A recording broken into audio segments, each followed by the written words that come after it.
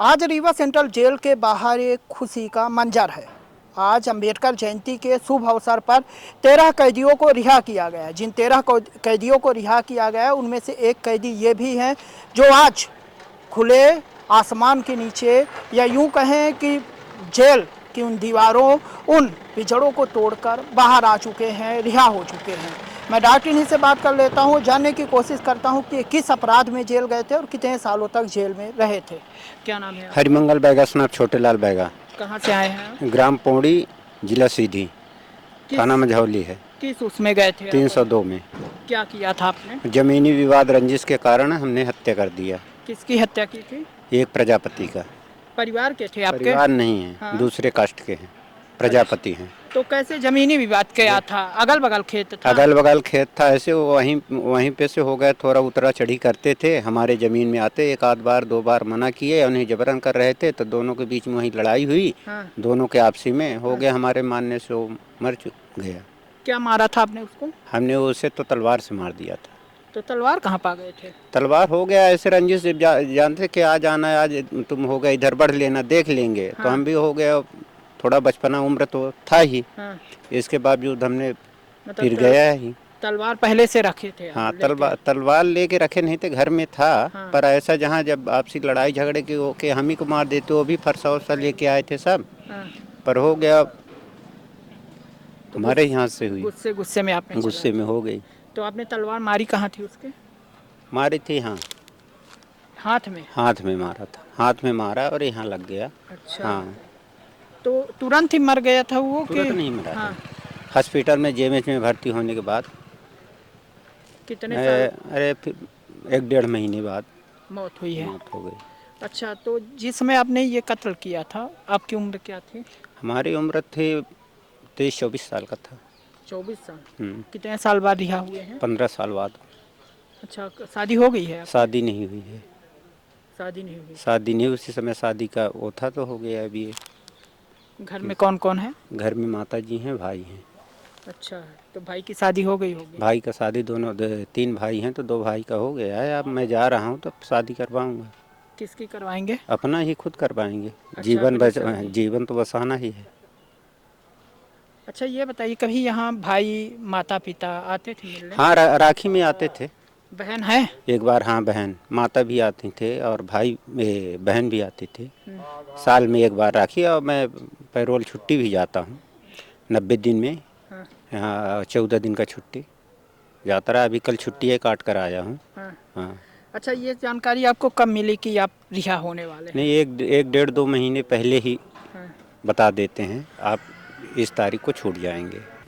श्रवण कुमारी senior secondary school Chirhula Rewa, जहां इस समय चालू है फ्री एडमिशन। जल्दी आएं और अपने बच्चों के बेहतर भविष्य के लिए एडमिशन करवाएं। नर्सरी से 12वीं तक।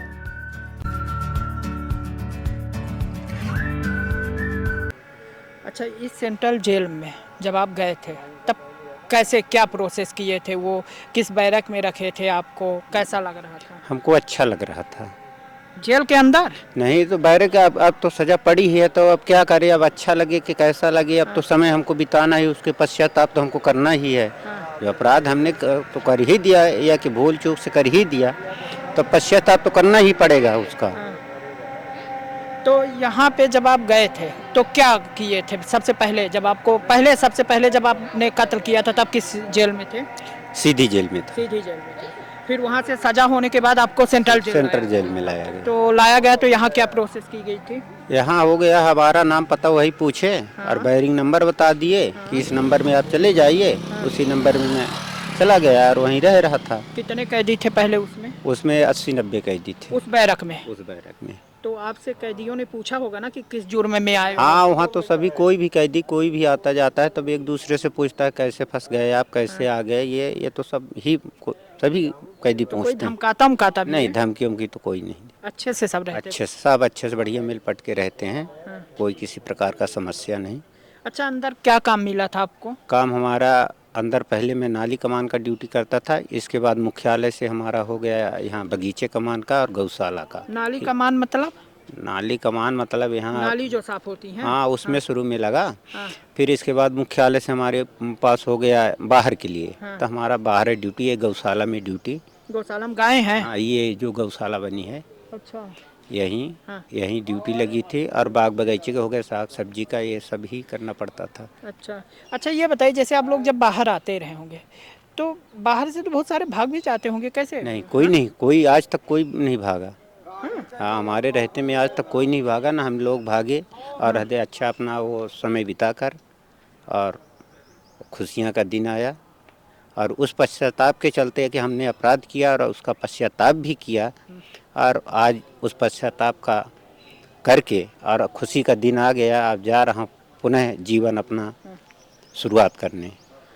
अच्छा, सेंट्रल जेल के अंदर क्या क्या व्यवस्थाएं हैं? अस्पताल है? अस्पताल है, सब चीज़ का सुविधा है। अस्पताल है, जो जैसा कार्य सीखना चाहे वो कार्य भी सीख सकता है।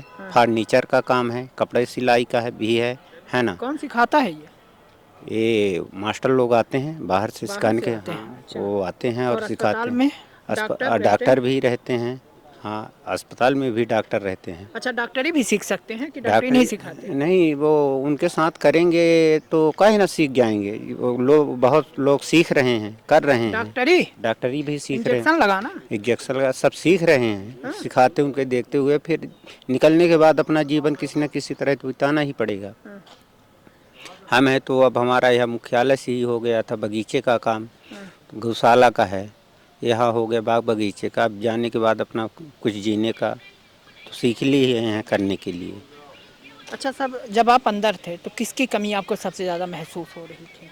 कमी तो हमको अब देखिए, अब हमारे एक माता जी थे, पिताजी तो नहीं थे, तब उन्हीं का ज़्यादा याद आता रहा। उन्हीं की कृपा से हमारा छुट्टी भी बन गई मुख्यालय से, उनके चरण के आशीर्वाद से। अब मैं जा रहा था, उनका चरण का सेवा भी कर रहा था, और अभी करके कल ही आया हूँ और आज छोड़ के जा रहा हूँ, फिर उन्हीं के चरणों में जा रहा हूँ। क्योंकि अब उन्हीं तो हैं हमारे माता पिता, सब भगवान वही है। अच्छा ये बताइए, अब तो आप छूट गए हैं तो कहीं शादी के रिश्ते आ रहे हैं आपके लिए? हाँ आ रहे हैं, अभी गया है वो छुट्टी में, अब बोले कि आ जाओ छूट के, शादी के रिश्ते आ रहे हैं। अच्छा जी, मतलब शादी करेंगे, घर बसाएंगे? हाँ जी। अब हमारे पास माता जी भर हैं, कोई पिताजी अब नहीं है? पिताजी नहीं हैं। पिताजी हमारे बचपने में हम थे तभी गुजर चुके थे। हाँ इसीलिए तो ये सब कारण हुई। अगर पिताजी होते तो शायद ऐसा ना होता, क्योंकि वो तो अब दूसरे कोई सोचता है फिर ज़मीन को दबाने के चक्कर में कि चलो हो गया ये, अभी बालक लोग इधर उधर फिर खींचता, वो तो बहुत दिन दबा के रखा रहा और हो गया, अब जानने योग हो गया। तो फिर अब इसके पास अब जो हमारा है ये तो हम लेंगे ही, पर ये कि हमने गलत किया, गलत कदम उठा दिया कि हमने मार दिया। पश्चाताप है। अगर न्याय कानून से लड़ता और उससे लेता तो हमको बेहतर होता। आज ऐसा हमको ये 15 साल न बिताना पड़ता। कहीं ना कहीं देखिए, सोचिए ज़मीन के टुकड़े के लिए कितना आपकी ज़िंदगी पूरी 15 साल गुजर गई। वही तो अब क्या, अब हो गया, गुजर तो ही गया, मगर अब यही सोचता हूँ और भगवान से, माता जी का अपने चरणों का आशीर्वाद रहे कि अब ऐसा ना हो, बचा हुआ ज़िंदगी उनके चरण में ही हमारा बना रहे और अच्छे से अपना ज़िंदगी बीते।